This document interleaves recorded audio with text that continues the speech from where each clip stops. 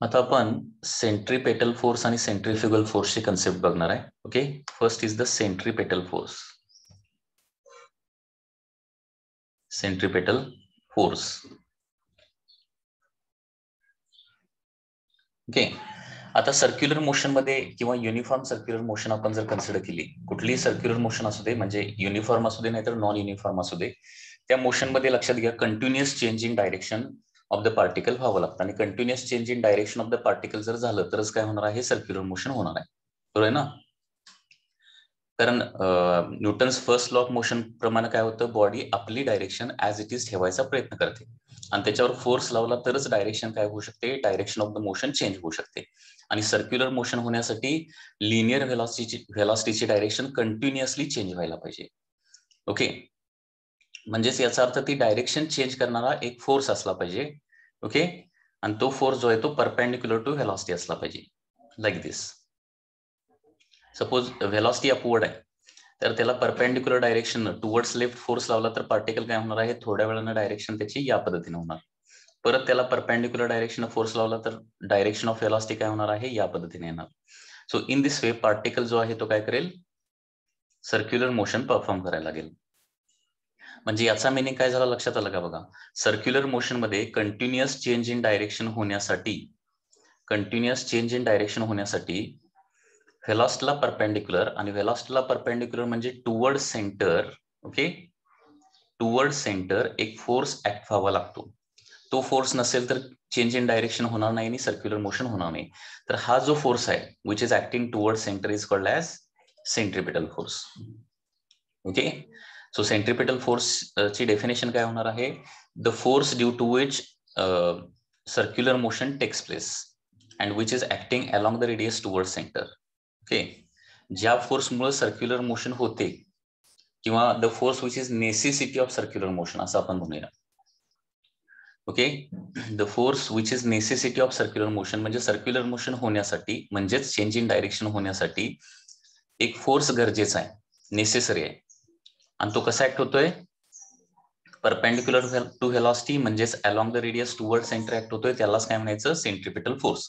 So centripetal फोर्सची definition काय येणार आहे, the force which is necessity of circular motion.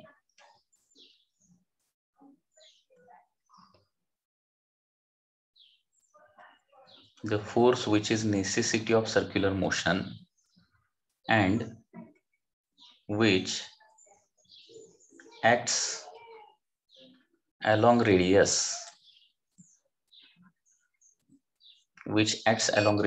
and towards center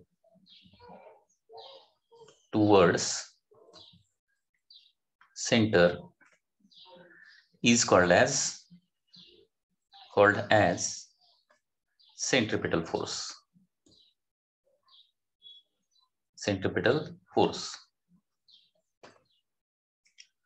okay, आता सेंट्रिपेटल फोर्स चे एक्झाम्पल्स काय काय येणार बघा. एक्झाम्पल म्हणजे जो व्हेलॉसिटीच्या डायरेक्शनला कंटिन्युअसली चेंज करतो आणि ज्याच्यामुळे सर्क्युलर मोशन होते. लक्षात आलं का बघा, the force which is necessity of circular motion म्हणजे या फोर्स शिवाय सर्क्युलर मोशन होणारच नाही, म्हणजे चेंज इन डायरेक्शन होणारच नाही. आणि त्याचबरोबर त्याची डायरेक्शन कशी असते, which acts along the radius and toward centre, that is called as centripetal force. आता एक्झाम्पल कसे देता येईल बघा सेंट्रिपेटल फोर्सचे. Examples are when satellite perform circular motion. When satellite performs circular motion around planet,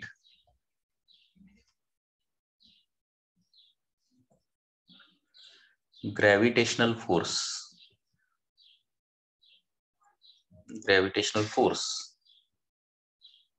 is centripetal force. Gravitational force is centripetal force. Okay, त्याचबरोबर when electron is revolving around nucleus, when electron is revolving around nucleus. When electron is revolving around nucleus,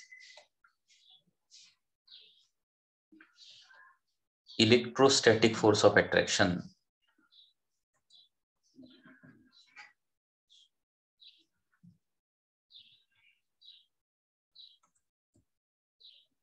is centripetal force.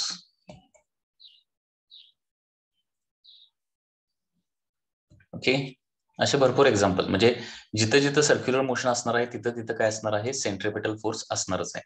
आणि तो different form मध्ये असेल. कधी तो gravitational असणार आहे, कधी तो इलेक्ट्रोस्टॅटिक फोर्स असणार आहे, कधी तो टेन्शन असेल, तर कधी तो फ्रिक्शन असेल. म्हणजे for example, when vehicle is taking turn, when vehicle is taking turn,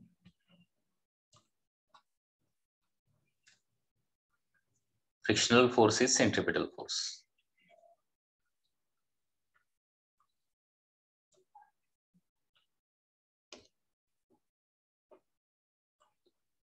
Centripetal force.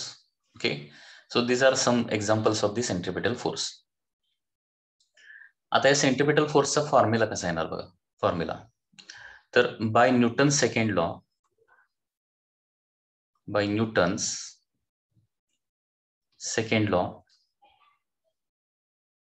Newton second law नुसार काय येणार आहे, force is equal to mass into acceleration.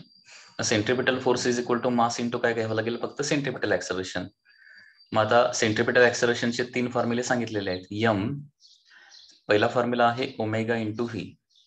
So first formula आहे M omega V. Second formula F is equal to M. Centripetal ऍक्सेलरेशनचा दुसरा formula आहे omega square into R.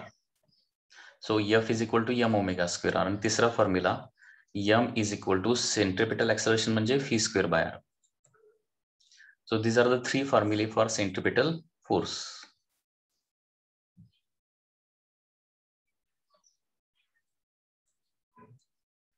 Okay, आता हे वेक्टर फॉर्म मध्ये लिहायचं झालं तर कसं येणार, in vector form centripetal force can be written like this: F bar is equal to minus m omega square r bar. आता इथं मायनस साइन काय रिप्रेझेंट करणार आहे, तर सेंट्रिपेटल फोर्सची डायरेक्शन आणि रेडियस वेक्टरची डायरेक्शन हे एकमेकाला अपोजिट आहेत. कारण सेंट्रिपेटल फोर्स कसा असतो, टुवर्ड सेंटर असतो, आणि रेडियस वेक्टर कसा असतो, अवे फ्रॉम सेंटर असतो. And therefore there is a minus sign. Okay, so this is about the centripetal force.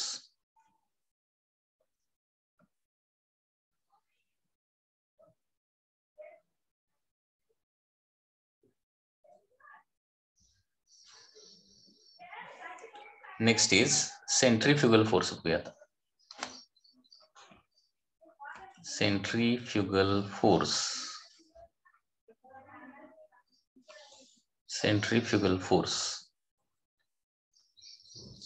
आता सेंट्रिफ्युगल फोर्स म्हणजे काय, आता सर्क्युलर मोशन चालू झाल्यानंतर म्हणजे सेंट्रिपेटल फोर्स मुळे सर्क्युलर मोशन प्रोड्यूस होणार, आणि सर्क्युलर मोशन प्रोड्यूस झाल्यानंतर ड्यू टू इनर्शिया तिथं काय होतो, आणखी एक फोर्स क्रिएट होतो, प्रोड्यूस होतो, which acts along the radius away from center. That force is called as centrifugal force. Example जर द्यायचं झालं तर बघा, आता व्हेइकल टेकिंग टर्नचं एक्झाम्पल घेऊया. Vehicle taking turn.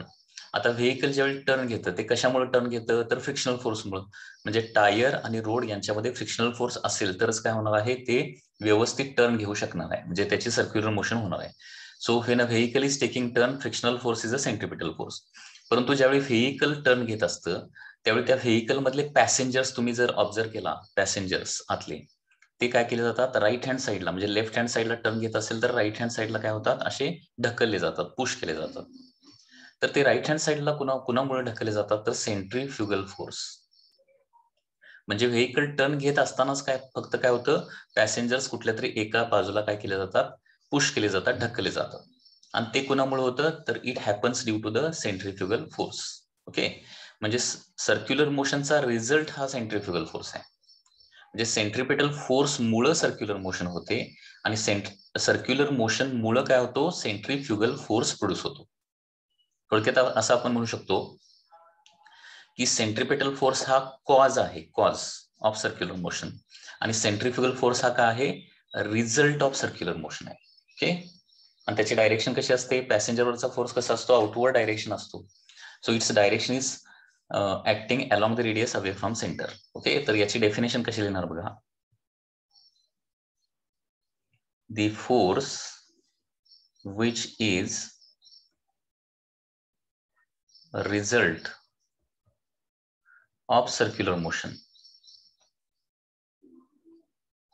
The force which is result of circular motion. The force which is result of circular motion and acts along radius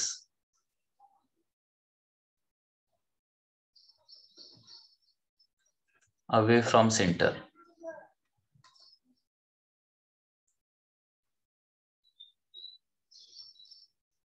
The force which is result of circular motion and acts along radius away from center is called as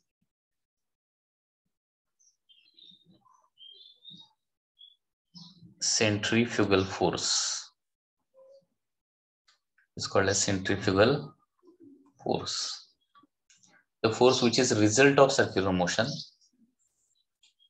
and which acts along the radius away from center is called as centrifugal force.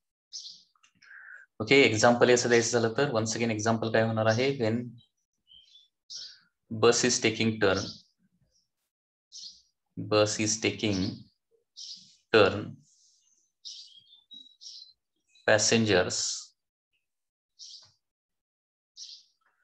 in bus are pushed away by centrifugal force.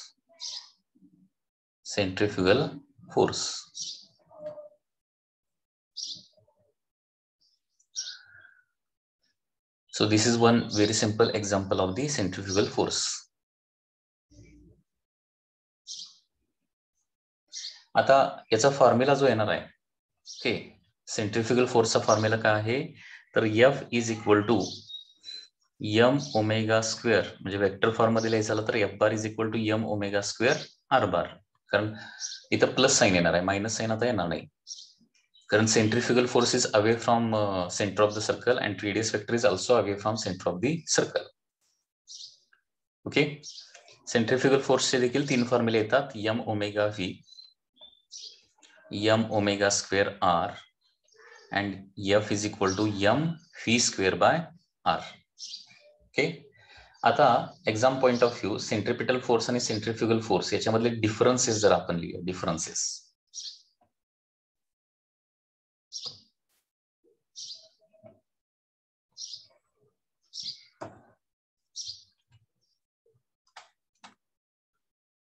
Differences between centripetal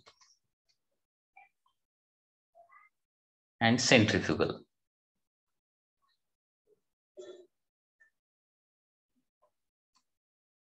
Force. Okay, याच्यामध्ये दोन column तयार करूया.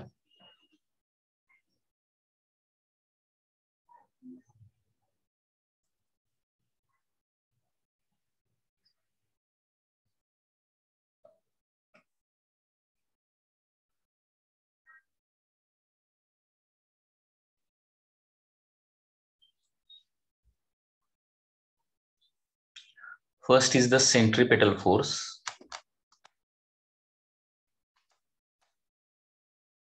The second is the centrifugal force. याच्यामध्ये first difference, centripetal force कसा act होतो, acts along the radius towards center. हा पहिला difference, acts along the radius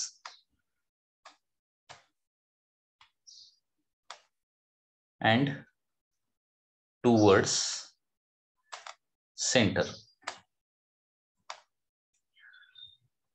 centrifugal force कसा असतो, acts along radius and away from center.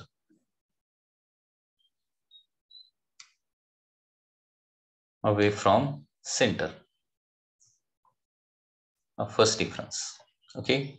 Next, second difference. It is necessity of circular motion.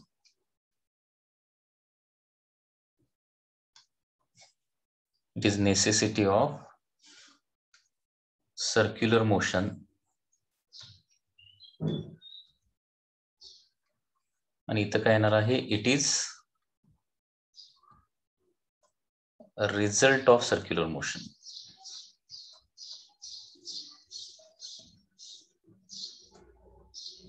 It is result of circular motion.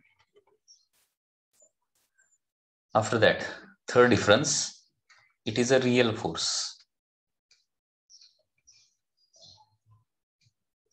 याला real force असं का म्हणायचं? Because it is either gravitational force और electrostatic force और it is tension और it is a friction. हे सगळे real forces आहेत and therefore it is called as real force. परंतु सेंट्रिफ्युगल फोर्स हा मात्र काय आहे? It is pseudo force. It is a pseudo force. कारण हा फोर्स कुठल्याही रियल फोर्सेसमुळे प्रोड्यूस होत नाही. ओके, म्हणजे याचं नॉन इंटरॅक्शन नाहीये सेंट्रिफ्युगल फोर्स. म्हणजे जसं ग्रॅव्हिटेशनल फोर्स नसतो किंवा इलेक्ट्रोस्टॅटिक नसतो किंवा फ्रिक्शनल फोर्स नसतो. Okay, and therefore it is a pseudo force. त्याचबरोबर याचा फॉर्म्युला लिहायचा झाला तर वेक्टर फॉर्म मध्ये कसा येणार आहे? F bar is equal to minus M omega square R bar. याचा फॉर्म्युला कसा येणार आहे? F bar is equal to plus M omega square R bar. दोघांची मॅग्निट्यूड तेवढीच आहे, फक्त डायरेक्शन अपोजिट आहे. त्याचबरोबर सेंट्रिपिटल फोर्स जो आहे, ओके, सेंट्रिपिटल फोर्स काय करतो? Continuous change in direction create करतो. It produces continuous change in direction.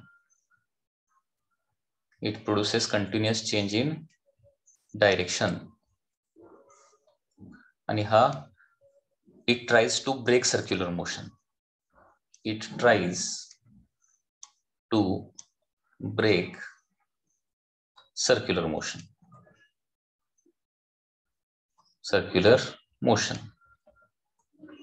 Okay, so these are some differences between centripetal and centrifugal force.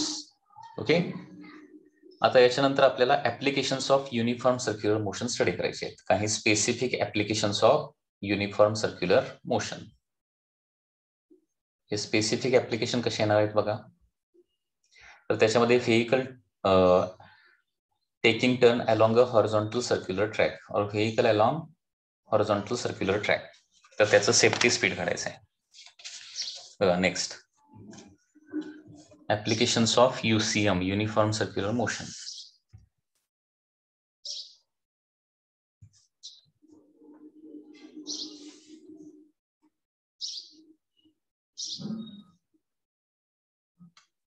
Applications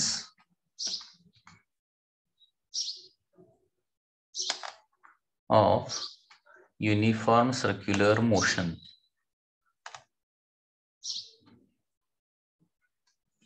okay, तर त्याच्यामध्ये first application आहे safety speed.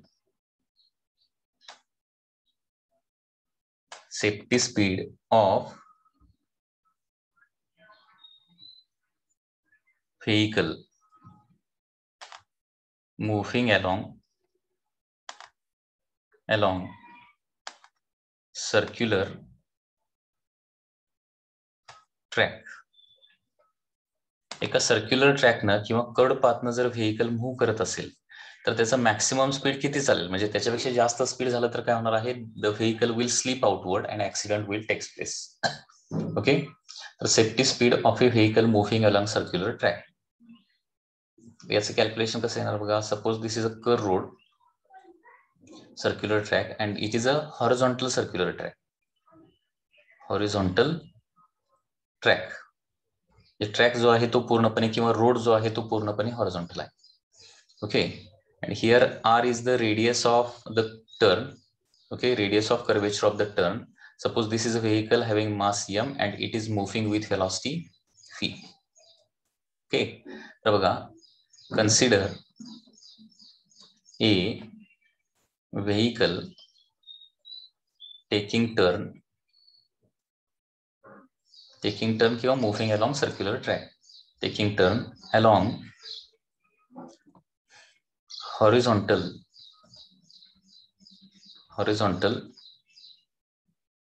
curved road, okay, late. M is equal to mass of vehicle,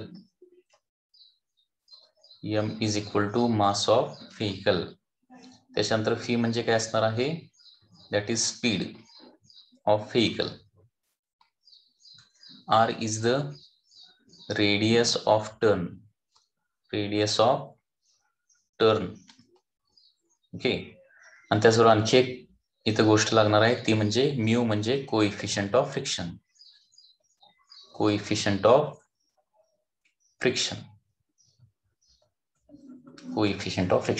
okay. आता ज्यावेळी vehicle turn घेणार आहे म्हणजे ते circular motion perform करत असणार आहे आणि सर्क्युलर मोशन होण्यासाठी इथं सेंट्रिपेटल फोर्सची आवश्यकता असते. तर इथं सेंट्रिपेटल फोर्स कोण असणार आहे, तर frictional force will be the centripetal force. Okay, बघा इथं काय लिहायचं आहे, फक्त when vehicle is taking turn,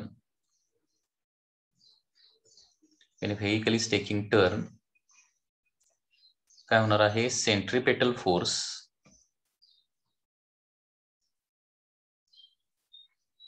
is frictional force. Centripetal force is equal to काय असणार आहे, फ्रिक्शनल फोर्स असणार. When the vehicle is taking turn, centripetal force is frictional force. Okay, so therefore इथं काय लिहिणार आपण, centripetal force is equal to frictional force. कारण तिथं फ्रिक्शनल फोर्स असेल तरच काय होणार आहे, vehicle will move along the road, किंवा फ्रिक्शनल फोर्स जे आहे ते व्हेकलला बाहेर घसरू देणार नाही. म्हणजे toward centre frictional force act होणार आहे. Toward centre of the turn काय होणार आहे, फ्रिक्शनल फोर्स ऍक्ट होणार, आणि म्हणून त्याला काय म्हणणार आहे आपण, सेंट्रिपेटल फोर्स असं म्हणणार आहे. So centripetal force is equal to काय येणार आहे, फ्रिक्शनल फोर्स. आता सेंट्रिपेटल फोर्सचा फॉर्म्युला काय, mv²/r, आणि फ्रिक्शनल फोर्सचा फॉर्म्युला काय असतो, म्यू इंटू एन. फिर एन म्हणजे काय असणार आहे, नॉर्मल रिएक्शन. आता नॉर्मल रिएक्शन किती येते, एखाद्या सरफेसवर जेवढी आपण ऍक्शन देणार तेवढाच तो रिएक्शन देणार आहे. आता व्हेकल हॉरिझॉन्टल सरफेसवर असेल तर व्हेकल रोडवर किती लोड टाकणार आहे, किती फोर्स एक्झर्ट करणार आहे, त्याच्या वेट एवढं म्हणजे mg एवढं, आणि त्याच्यामुळे नॉर्मल रिएक्शन किती येणार आहे, mg एवढीच येणार. बट नॉर्मल रिएक्शन म्हणजे force exerted by the track or the surface. Normal reaction is equal to काय होणार आहे, वेट ऑफ द व्हेकल म्हणजे mg. अँड देअरफॉर काय होणार आहे, mv²/r is equal to mu into N म्हणजे काय येणार आहे, mg. m and m get cancel from both the sides, so v² is equal to mu rg. So v is equal to काय येणार आहे, √ mu rg. So this is the maximum safety speed on the circular track. Okay, म्हणजे याच्यापेक्षा जास्त जर speed झालं तर काय होणार आहे, the vehicle will start slipping along the turn and it will move out of the road, आणि ऍक्सिडेंट होण्याची शक्यता आहे. तर एखाद्या टर्नला जास्तीत जास्त किती स्पीडनं व्हेकल जाऊ शकतं त्याचा फॉर्म्युला काय आहे, v is equal to √ mu rg. v is equal to √ mu rg. म्हणजे safety speed on horizontal curve रोडचा, हॉरिझॉन्टल कर्व रोड जे आहे ते कशावर डिपेंड असणार आहे, पहिली गोष्ट म्हणजे फ्रिक्शन, कोएफिशियंट ऑफ फ्रिक्शन. दुसरी गोष्ट म्हणजे काय असणार आहे, radius of that circular track.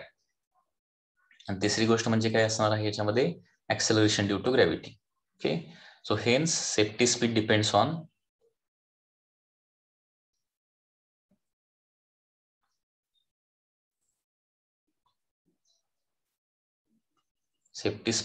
on number 1 friction, number 2 radius of curvature,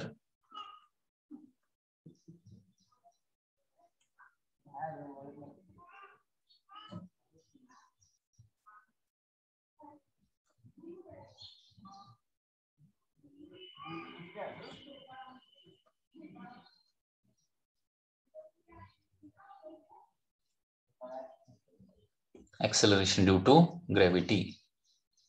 हा, आता याच्यानंतर आपण नेक्स्ट कन्सेप्ट बघणार आहे, that is banking of roads. म्हणजे काय असतं? That is the banking of roads. Banking of road. Okay, तर हे बँकिंग ऑफ रोड काय असतं बघा. आताच आपण बघितलं की हॉरिझॉन्टल सर्क्युलर ट्रॅक असेल, म्हणजे टर्न जो आहे त्याचा रोड हॉरिझॉन्टल असेल, तर काय होतं? Safety, speed, friction, radius of curvature आणि ऍक्सेलरेशन ड्यू टू ग्रॅव्हिटी या 3 गोष्टीवर डिपेंड असतं. आता फ्रिक्शनल फोर्स एका सर्टन लिमिटच्या वर आपण वाढवू शकत नाही, बरोबर? फ्रिक्शनल फोर्स सर्टन लिमिटच्या वर वाढवू शकत नाही. त्याचबरोबर फ्रिक्शनल फोर्स वाढवला तर काय होणार आहे? Where and tear of the tyre will increase. Also frictional force हा रिलायबल फोर्स नाहीये. रोड जर वेट झाला तर काय होऊ शकतो? तो फ्रिक्शनल फोर्स कमी होऊ शकतो. त्याचबरोबर सेफ्टी स्पीड वाढवायचा असेल तर रेडियस ऑफ कर्वेचर वाढवावं लागेल, बरोबर आहे ना? मग रेडियस ऑफ कर्वेचर वाढवणं प्रत्येक वेळी पॉसिबल नाही, because there are space limitations. काही ठिकाणी स्पेस लिमिटेशन असल्यामुळं radius of curvature of turn वाढवू शकत नाही. म्हणजे आपलं जर ट्रॅव्हलिंग फास्ट व्हायचं असेल तर स्पीड तर वाढवावं लागणार आहे. ओके, ट्रॅव्हलिंग जर फास्ट व्हायचं असेल, कमी टाइम मध्ये ट्रॅव्हलिंग व्हायचं असेल तर स्पीड वाढवावं लागणार. आणि स्पीड वाढवावं लागेल म्हणजे टर्नच्या ठिकाणी स्पीड वाढवायचं आहे, आणि टर्नच्या ठिकाणी स्पीड वाढवण्यावर काही लिमिटेशन्स आहेत. ओके, म्यू सर्टन लिमिटच्या वर वाढवू शकत नाही, रेडियस देखील सर्टन लिमिटच्या वर वाढवू शकत नाही. आणि त्याला पर्याय म्हणून काय केलं जातं? बँकिंग ऑफ रोड केलं जातं. तर बँकिंग ऑफ रोडची नेसेसिटी काय आहे बघा. What is the necessity of banking of road? याची गरज का आहे? बँकिंग ऑफ रोडची नेसेसिटी. तर त्याची नेसेसिटी काय येणार बघा. First, safety speed on horizontal road, horizontal turn.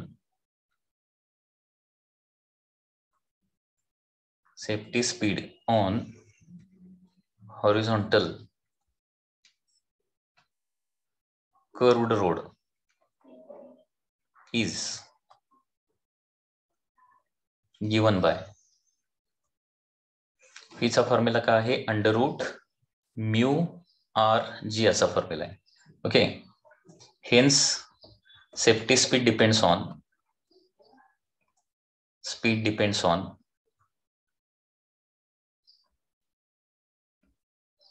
friction. If frictional force is increased, or friction is increased, it will increase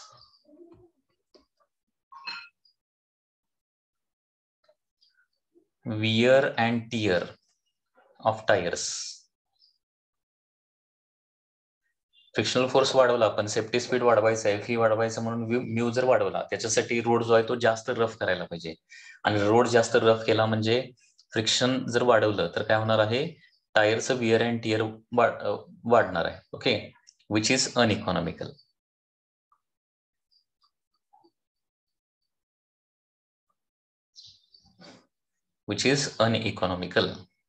Okay, third thing is that this frictional force is unreliable force. कारण road wet झाला तर frictional force कमी होतो, dry असेल तर जास्त. म्हणजे तो फ्रिक्शनल फोर्स जरी वाढवला तरी रोड कंडिशन्स नुसार, क्लायमॅटिक कंडिशन नुसार म्यूची व्हॅल्यू काय होऊ शकते? तर देखील चेंज होऊ शकते. Also frictional force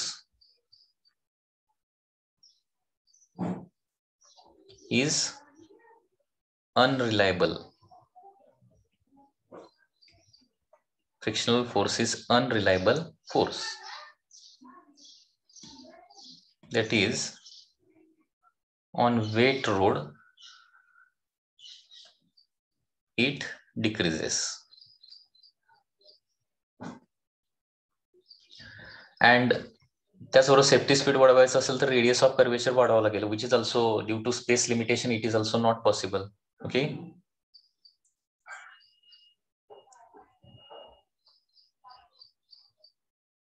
to increase safety speed, R should be increased.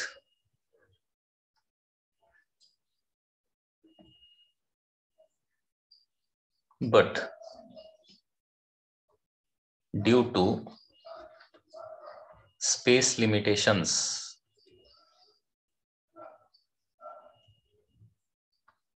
it cannot be increased.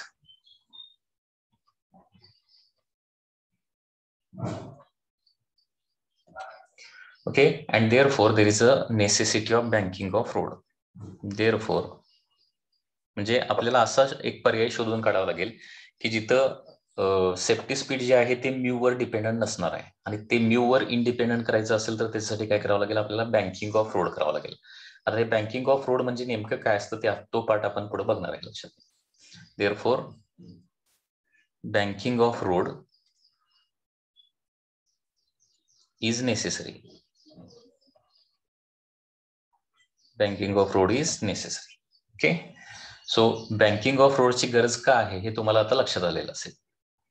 म्हणजे रोड जर हॉरिझॉन्टल असेल तर त्याच्यावरच्या सेफ्टी स्पीडचा फॉर्म्युला असतो √μrg आणि अशा प्रकारे सेफ्टी स्पीड जे आहे म्हणजे सेफ स्पीड जे आहे ते किती आहे, कशावर डिपेंड आहे, फ्रिक्शनवर आणि रेडियसवर डिपेंड आहे. आणि या दोन्ही गोष्टी आपल्याला वाढवण्यावर काहीतरी लिमिटेशन आहे. त्याच्यामुळे एका सर्टन लिमिटच्या वर आपण सेफ्टी स्पीड वाढवू शकत नाही. मग ते वाढवण्यासाठी काय करावं लागेल, बँकिंग ऑफ रोड्स आपल्याला करावं लागणार आहे. आता हे बँकिंग ऑफ रोड म्हणजे नेमकं काय असतं. ओके, आणि त्याच्यामुळं फ्रिक्शनची गरज का पडत नाही हा पार्ट आपण नेक्स्ट स्टडी करणार आहे. ओके.